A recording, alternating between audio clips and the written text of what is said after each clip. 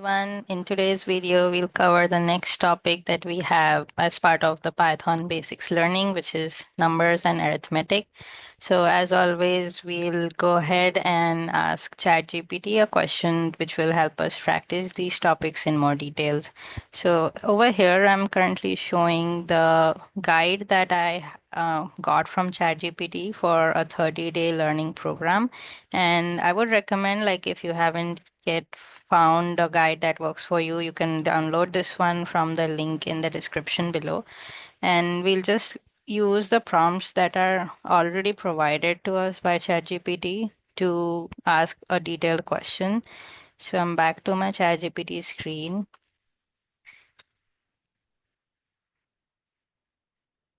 I'm trying to learn, and then you paste the prompt that you have, trying to learn to work with integers, float, and arithmetic operators in Python. Can you give me some examples? So that's the way I would modify the prompt with some help from the text that we got from ChatGPT itself and adding a meaningful question around it.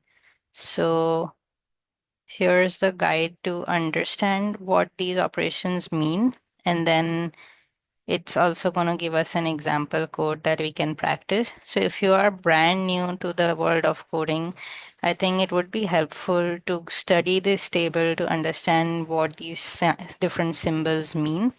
I think the plus and minus sign are pretty standard for addition and subtraction, but in coding language, we use a star sign for multiplication and a single hash for division and double hash for a floor division where you don't want to see any floating point value. And it also gives you an example. So what would be the result of 5 double slash 2, which will be 2. There is no decimal division here. And then the modulus operator, which is a percentage sign, and then exponent. So if you want to do 5 squared, you use 2 stars, which will give you the result of 25. So these are just like a simple explanation given by ChatGPT, and we have a code to practice as well. So like always, I would go ahead and copy that code into a text file and then run the code to see the output. So you can see over here, we performed various different operations with A and B as values 10 and 3. And we are doing addition, subtraction, multiplication, division, modulus, as well as an exponent operation. So that's all for this video, guys. We will be covering all the topics from this guide in each separate videos. So I want to keep it very quick and interactive so that you are able to follow along based on the topic for the day.